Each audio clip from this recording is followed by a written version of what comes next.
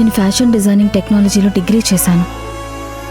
అదే టైంలో మా కాలేజ్లో ఒక అతనితో పరిచయం ఏర్పడింది.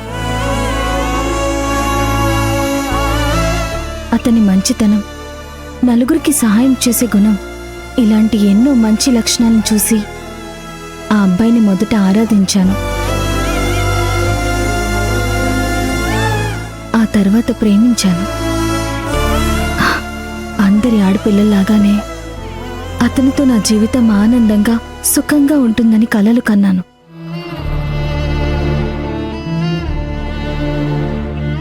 పరాయి వాళ్ళని, స్నేహితుల్ని అంత ప్రేమగా పలకరిస్తూ ప్రేమగా చూసుకుంటున్న అతను కట్టుకున్న భార్యని ఇంకెంత ప్రేమగా చూసుకుంటాడో అని నేను మురిసిపోయేదాన్ని.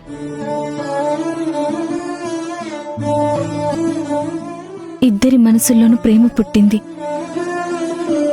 ఇద్దరం పెళ్లి చేసుకుందామని అనుకున్నాం. మాకు కులం, మతం అడ్డు రాకపోయినా డబ్బు అనేది మాత్రం పెద్ద అడ్డుకట్టగా మారింది.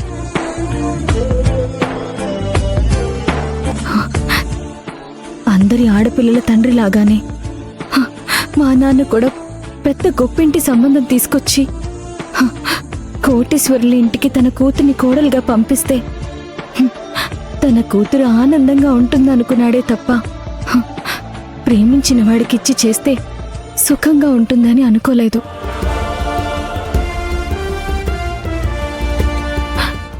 అందుకే మా ప్రేమ విషయం తెలియగానే కోప్పడ్డాడు.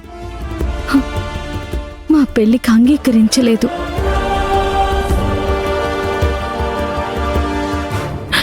బలవంతంగా నాకు కోటేశ్వర్ల సంబంధాలు తీసుకొచ్చి ఎవరొకరిని సెలెక్ట్ చేసుకోమని చెప్పాడు.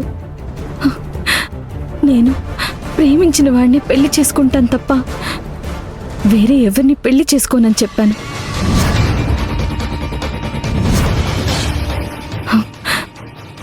బలవంతంగా మా నాన్న నాకు పెళ్లి సంబంధం ఫిక్స్ చేశారు. ఈ విషయం నేను ప్రేమించిన అతనికి చెప్పగానే వెంటనే పెళ్లి చేసుకుందామన్నాడు. నేను కూడా సరే అన్నాను.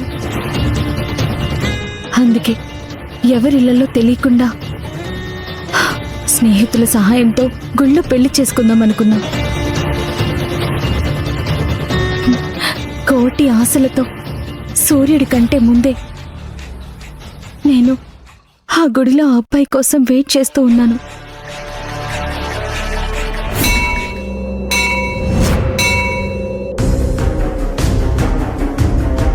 అమ్మా, నేను చేస్తున్న తప్పే, కానీ తప్పడం లేదు. తను లేకుండా నా జీవితాన్ని ఊహించుకోలేను. అందుకే ఈ నిర్ణయం తీసుకున్నాను. నీ సాక్షిగా మేమిద్దరం ఒక్కటైతే మాకు నీ ఆశీస్సులు ఎప్పుడూ ఉంటాయి.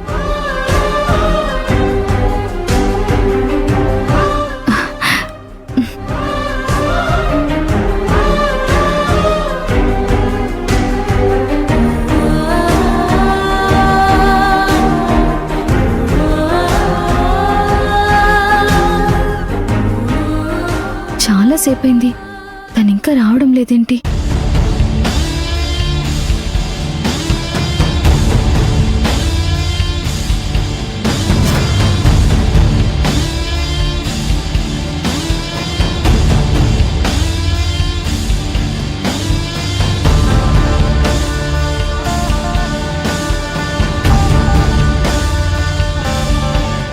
సుహాసిని, వాడింకా రాలేదా? అదేంటి అలా అంటున్నావు? నువ్వు తనని తీసుకొస్తానని చెప్పి వెళ్ళావు కదా. నిజమే సుహాసిని, వాడికి చాలాసేపటి నుంచి ఫోన్ చేస్తున్నాను, లిఫ్ట్ చేయట్లేదు. వాడి ఇంటికి కూడా వెళ్ళి చూశాను. వాళ్ళ అమ్మ వాళ్ళని వాడి గురించి అడిగాను. కానీ రాత్రి ఏదో అర్జెంట్ పనుందని చెప్పి ఎక్కడికో బ్యాగ్ సర్దుకుని వెళ్ళిపోయాడంట. అంటే ఉదయమే తనని పంపించరేమోనని రాత్రి ఇంటి నుంచి బయటకు వచ్చేసుంటాడా? వచ్చేస్తాడులే, తను తప్పకుండా వచ్చేస్తాడు. నిజంగా వచ్చేవాడే అయితే ఫోన్ స్విచ్ ఆఫ్ ఎందుకు చేస్తాడు సుహాసిని? నేను ఉదయం లేచినప్పటి నుంచి వాడికి కాల్ చేస్తూనే ఉన్నాను, ఫోన్ స్విచ్ ఆఫ్ అనే వస్తోంది.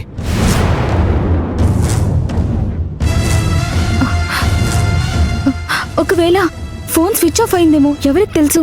అయ్యో సుహాసిని, నిజంగా ఫోన్ స్విచ్ ఆఫ్ అయిందే అనుకుందాం. ఎక్కడైనా ఛార్జింగ్ పెట్టుకుని నీకు ఫోన్ చేయడానికి కానీ నాకు ఫోన్ చేయడానికి కానీ ఎంత టైం పడుతుంది? సరే, అది కూడా పక్కన పెడదాం.